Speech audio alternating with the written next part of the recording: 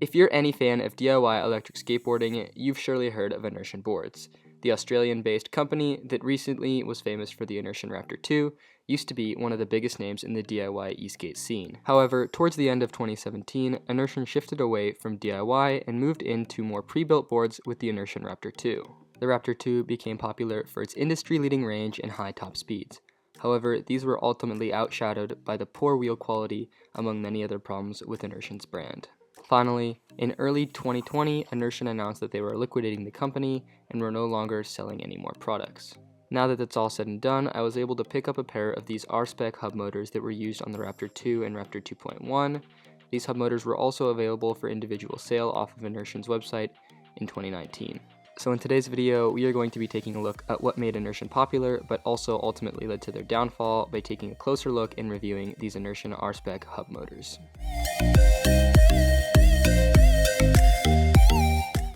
Now, we got these motors second or third hand, so they're obviously pretty used and the urethane and trucks look quite dirty, but they still perform pretty much the same way they did when they came out of the box. My first reaction to when we first opened the box and got these was just how massive and heavy they are. You really can't tell in the picture, but these things are truly huge for hub motors, and I was honestly astonished and taken back at their size. They also just feel heavy and solid, so I knew from the start that these were no ordinary hub motors and they were going to be a little bit special. A unique feature about these hub motors is just their design, which is unlike any standard Chinese hub motors that you can find. The phase wires come nice out of the top of the truck, and there's also a liquid cooling system that's integrated into the truck so that the motors don't overheat and can keep running at high currents. You'll notice that the proportions of the wheels seem off, and that's just because the rear wheels are so wide compared to a standard skate wheel. This is the front truck compared to the rear truck, and you can see that these hub motors are so much wider than a standard skateboard wheel, meaning that there's so much more power in them. Now, here are the Raptor hubs compared to the Maytech hub motors, which we used on a previous build. We honestly hated those motors just because of the thin, poor urethane quality and also just their lack of power. But here you can see they are absolutely dwarfed by these R-Spec hub motors. The R-Spec motors just feel so much more dense and heavy and better built than these Maytech hub motors. You can also see that the R-Spec motors have a much thicker layer of urethane around them than the Maytech motors, and that's partially because we have the upgraded 97mm motors. In simply spinning both sets of wheels, you can tell that the R-Spec motors are clearly more beefy than these, and these Maytech motors are actually quite decent in terms of how good hub motors are. We can't really do these hub motors justice in comparing them side by side until you actually see them personally.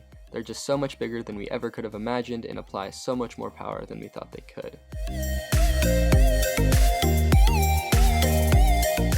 While Inertian does have some complaints about urethane quality, I actually found it to be quite soft and nice while riding. This of course doesn't matter because there's many other cracking problems, but while they're actually still intact, I thought that they felt very smooth compared to other hubs and even other wheels that I've tried. From this observation, I can say that the quality of these wheels while riding is actually pretty good, and that the real problem is actually in the urethane formula and its durability. I've heard and read so many horror stories of these hubs falling apart and disintegrating mid-ride, leading to several crashes and bad accidents. A huge drawback from this, apart from the fact that a disintegration of a wheel could lead to injury, is that you'll have to constantly replace the out wheels on these motors and ensure that you have an ample supply of these so that you don't run out, especially now that Inertian's out of business. Once your wheels start to crack and you get close to having them fall apart, you'll have to replace the out wheel on the hub motors.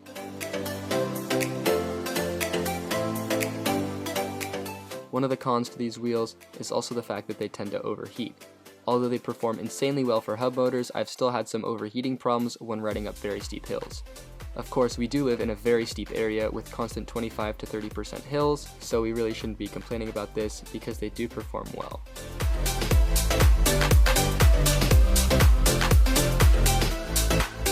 Moving on to more of the positive note, there are a lot of things that we really do love about these hubs.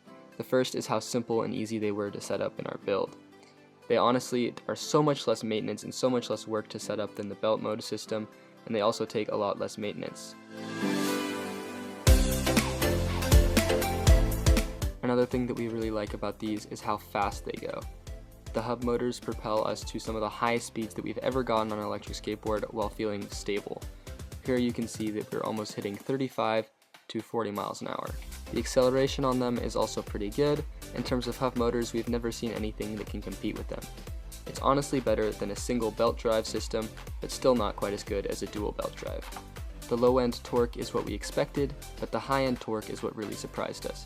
Even when we're traveling at 25 miles an hour, we can still keep accelerating just as strong as we were from 0 to 5. They just feel like they keep accelerating forever and never slow down.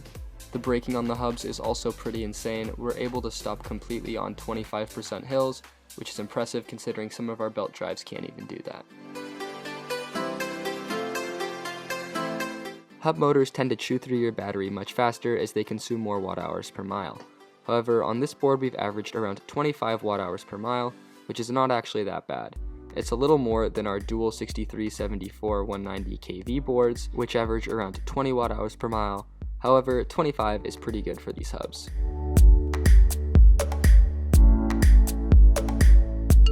Now the part that I'm sure you guys have all been waiting for, the specs. So these motors can run anywhere up to 12S, which is around 50 volts. They have an alleged max speed of 45 miles an hour, which would imply you're using a 12S battery. Each motor has a maximum current of 80 amps, and the total weight of the drivetrain is 5 kilograms. Inertian also claims that they should be able to climb 30% hills. So in general, I'd say that these hub motors are some of the best motors that you can get. Although there's a few problems with urethane quality, we haven't run into those yet.